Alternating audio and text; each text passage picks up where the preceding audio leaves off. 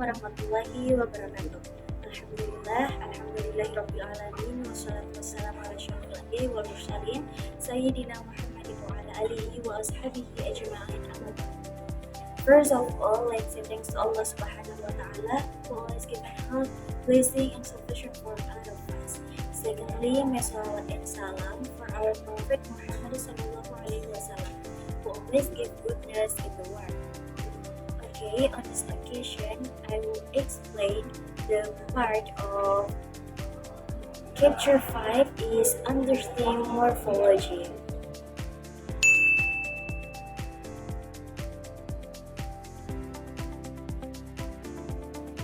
Let's talk about words. Every word has a structure and you can break it down from the large part to the smallest. And the smallest meaningful unit in a language is called a morpheme. A morpheme has three key features. So, the first is meaning. It carries meaning, whether it's a whole word or just part of one. The second is indivisibility. You can't break it down into smaller meaningful parts. And the third or the last is function. It helps for words either adding meaning like a prefix or marking grammar like a suffix. For example, take the word microenterprises. Micro is a prefix that adds meaning. Enterprise is the base or root word. S is a suffix showing the word is plural. This shows how morphemes work together to put words while keeping their own roles. So, the first is morphemes. Morphemes can be free or bond. Free morphemes can stand alone with meaning like read, danger, or need. Bond morphemes can stand alone.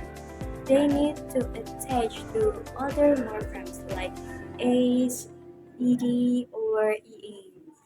And let's look at examples. In read, there are two morphemes. Read affirms the root is a suffix that adds grammatical information like tense or subject. In integer, there are also two morphemes. Danger, the root meaning harm. Ea, a prefix that turns the noun into a verb. Affixes are a type of one morpheme that attach to words to form new words. They change a word's meaning, function, or grammar. There are three main types of affixes. So the first is prefix, added to the front of a word. For example, rewrite. Rewrite meaning write again. So the second is suffix, added to the end of a word. For example, singer, changing a verb into a noun.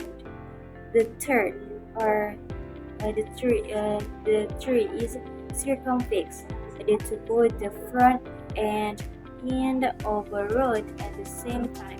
For example, empowerment. We also have the types of affixes based on their function. So, the revisional affixes that create new words and often change their part of speech. For example, is adding nice to happy changes it from an adjective to a noun, happiness. Inflectional affixes. This change word grammar without changing its part of speech. In English, there are 8 common ones like is for plural cars, ed for past tense, work to worked, and est for superlatives. Happy, for example, happy to happiest. Yes, I agree that morphemes can contain syntactical and grammatical because morphemes include the meaning as well as a function of sentence structure called syntactical and where relationship in a sentence are referred to as grammatical. So the first is syntactical function. The syntactical function of a morpheme relates to its role in sentence structure. It determines how a word fits within a sentence, such as being a subject, predicate, or modifier. For example, morphemes like "an" can change the syntactic category of a word happy to unhappy, altering how it fits into a sentence. So the second is grammatical function. The grammatical function of a morpheme deals with the relationship between words and the grammatical information they provide, such as tense, number, case, aspect, or voice. For example, morphemes like ed indicate tense, past, which contribute to grammatical relationship in a sentence. Inflation, also known as a word pattern, could be illustrated as a contour of words by following a regular pattern to satisfy the demand of particular grammatical function in a language. And there are three basic types of inflection in English, that is, inflection of nouns, inflection of adjectives, and inflection of verbs. Inflection is all about adding these little pieces called suffixes to words to show things like plural forms, possession, tense, or even comparisons. Think of suffixes, for instance. Adding ed to a verb can make it past tense or a past participle, or adding is to a noun can do multiple things. It can make it plural like books, or show possession like John's book.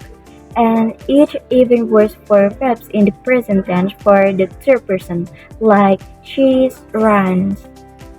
Based on my understanding, word formation is a process of forming words by using morphemes that has an impact on not only changing meaning, but also changing part of speech or word class.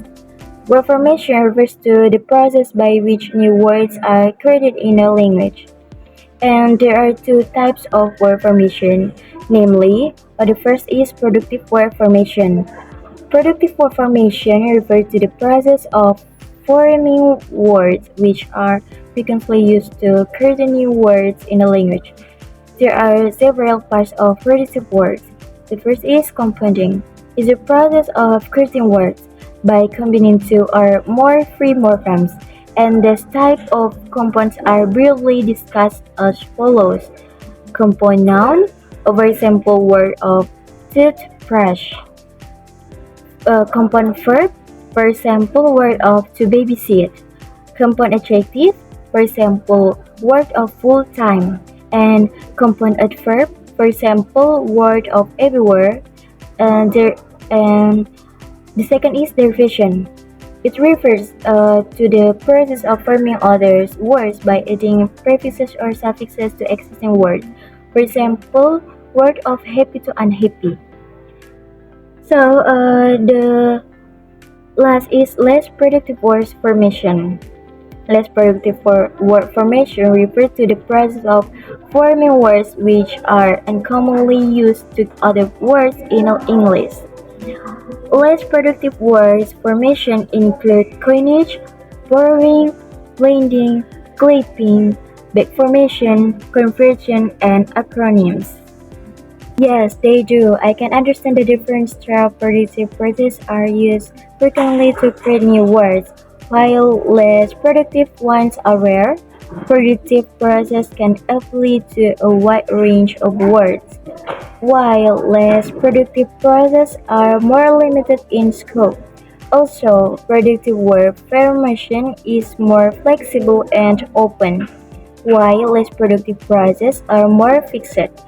Productive word formation is dynamic and adaptable, while less productive word formation is limited and often confined to specific words or contexts. Example for a productive word formation is blackboard, sunflower, snowman, and example for less productive word formation is radar or radio detection and raining. Laser or light amplification by simulate emission of radiation. Scuba is self-contained underwater breathing apparatus. I think that's all from me. Sorry for any mistake that I have. And wassalamualaikum warahmatullahi wabarakatuh.